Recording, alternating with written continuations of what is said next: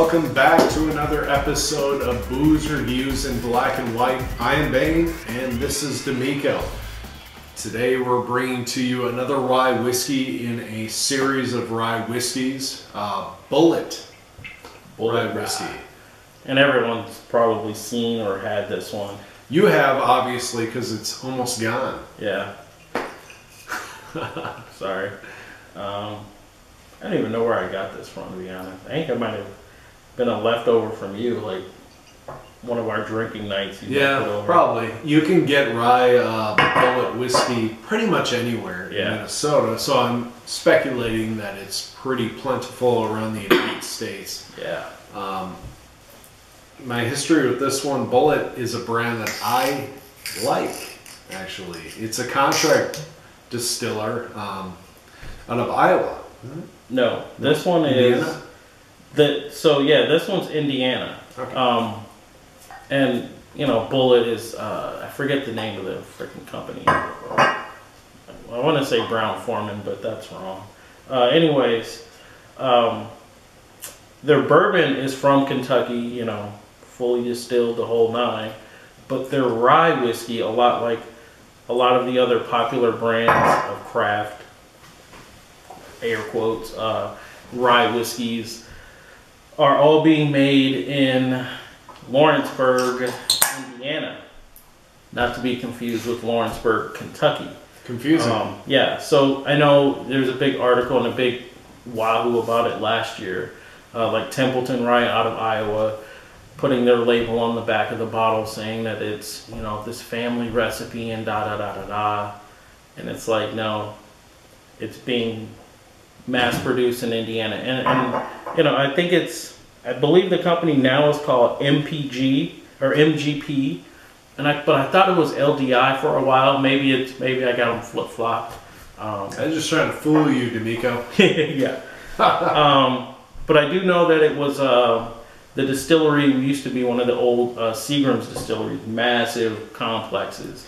Well, we all know about contract brewing, contract distilling. Yep. I mean, it's out there. You have to understand that it's a part of business, and sometimes it's worth it because you have a company that maybe gets it done better with higher quality. Yeah. So, and for younger companies, Bulleit, I mean, relatively new to Minnesota. It only came out like 8 years ago, 10 years ago. Yeah, I mean, it's something crazy, super like that. young, and here you got whiskey's just coming out like crazy. Yeah. So good for them. I mean, they're pulling resources from this contract distiller. That just Bulleit is a big. I mean, their own. I should have done the research earlier. I totally forgot who makes them, but it's like one of the big boys. Sure. Not Beam. Yeah, maybe it is Beam. I'm not sure. Oh, it could be now. Yeah, they own everything now. But yeah, by no means is this a craft distiller. I don't want to make people think that that's what we're saying. Yeah, no. But a funny thing is, this distillery in Indiana is huge, and they make some really good rye whiskeys. And that's why there are so many companies contracting from them. Mm-hmm. I'm not saying that, all the whiskeys are the same, because they're not. They're different recipes where, people can, let's say Bulleit, for instance, their malt bill is 95% rye and 5% wheat, I believe. And, they can change it and fluctuate it however they want. Different age statements on the barrels, whatever, what have you. And they can mix and match and create their own beverage. It's just that all of this stuff is being distilled in the one place, being aged in the one place. And I gotta tell you, this place has some really good quality control. I mean, there are literally hundreds of distilleries that are bottling product under their, with their own labels from this place. So I do gotta give a shout out to Bulleit, because on the back it actually says made in Lawrenceburg, Indiana. There are very few distilleries or not retailers, well, distilleries, I guess they're calling themselves, that are putting their labels on something else. It's their product, but it's just not made in the backyards that they're saying it is. Thank you for being honest, is basically what D'Amico was trying to say. Long story short, exactly. Well, you know. This isn't Templeton Rye, so at any rate, we'll see. Now, harkening back to the old Overholt, this smells completely different. Yeah, this is definitely a step up in spice on the nose. Yeah. Kind of almost oaty in a way. Yeah. I guess some fruit too. Wow. Some kind of tangy fruitness to it. Definitely spice, the rye spice. Yeah, no, it's definitely complex on the nose. Yeah. I don't know what the malt bill was for the old Overholt. I do apologize for that. But this one does say it right on the bottle, 95% to 5%. Which is quite a bit for a rye whiskey to be 95% rye. I think mid-70s is actually pretty high as well, but I think that's what a lot of them go for.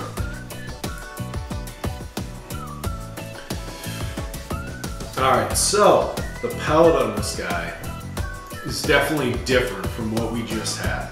You're looking at something that is definitely a little bit drier, definitely more about the grains, but not the sweeter side, but just more agricole, getting into it, basically just shoving a bunch of grains in your mouth and getting that spice kick. But the spice doesn't last, not necessarily throughout the entire palate. There's a little kiss of it towards the finish that lingers, but it's not overwhelming your palate by any means. This is a whiskey that I like.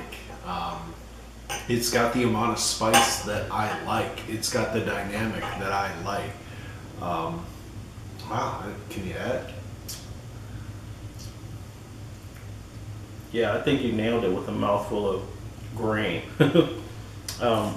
Yeah, and the rye does taper. I mean, I don't lose it right away, but it goes from, it descends from, 90, hitting 90 on the rye spice scale and just kind of descends on down. I think it's got a good finish. It's got dried, almost lemon peel, almost orange peel or something like that. There's a fruit spice, a citrus spice in there too. You're tasting a lot of wood.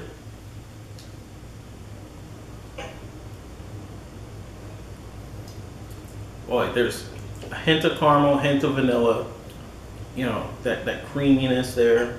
But the mouth feels a little bit down. So, I mean, this is what I like about certain whiskeys, is that you don't get this creaminess that you usually find this with sweeter whiskeys. Just the creaminess people consider to be smooth.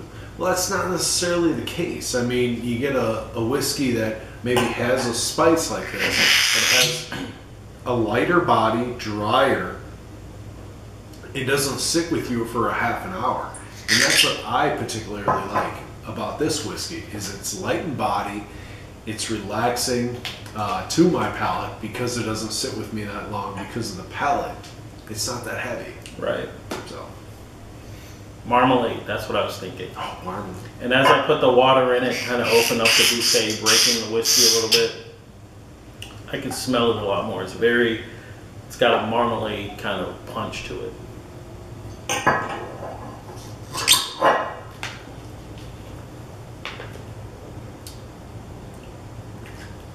Oh, yeah. Water definitely changes this. Even though I didn't wait very long, it already opened it up quite a bit. The rye still is top dog on this one. You weren't kidding. The nose does change to a more floral, fruity flavor. Yep. Yeah. I gotta tell you, I was really not a big fan of the Bulleit Rye. I know the bottle doesn't reflect that, but since I've started to try to get into ryes more and try to kind of dive deep a little bit more into those, I actually do like it now. I've come around. I've jumped the hurdle, if you will. I would like to see you jump a hurdle. I used to. Did you? Nice. Before I got overweight. Oh, come on. I used to be a track star, actually. I used to hold a state record in Minnesota. Nice. I was cross country and I sucked. Oh no, I was sprint. I could never. Oh. Yeah, all that long distance crap. Yeah, it sucks. I don't see the point of running for 20 miles. At any rate, we're off topic. I do apologize. But yeah, if you're a runner, more power to you, because I can't do that shit. Anyways, yeah, I like this one. Mm-hmm. Now, comparing it to the old Overholt, much bigger, completely different animal. Yep. Yeah. I can see where people are getting more into the rye whiskeys. I mean, it's different than the Scotches and then the Irish, the Canadians, and the bourbons that everyone's drinking. But this is, you know, rye whiskey. I mean, going back to rye, it's supposed to be where it started. Like, you know, I grew up watching Western TV, Western movies. You know, my grandpa used to love that shit. I don't get it. But anyways, I used to have to watch that stuff. And they'd be slamming back whiskeys.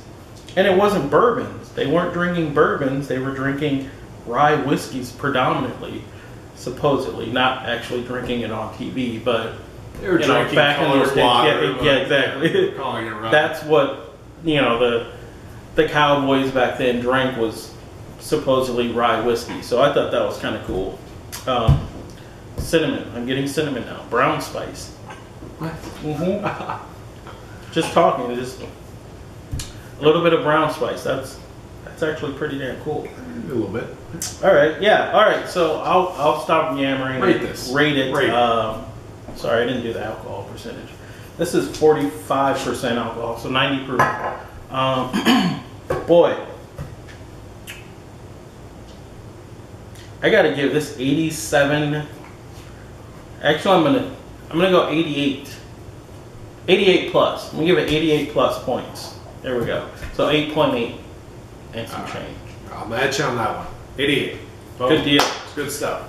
Bulleit, give it a shot. You're looking at a product that's going to be right around the 20s, depending on where you're at. 25. You might find it for 15 somewhere. Who knows? Yeah, that would. Yeah, if you find it, actually, you know, leave a comment if you've had the Bulleit Rye whiskey, and if you had to buy it, what did you pay for it, and what area of the country or the world, actually, if you will, that you're in. We want to know. Let us know. We're telling you about us. We want to know about you. And of course, we will catch you on the flip side. Peace.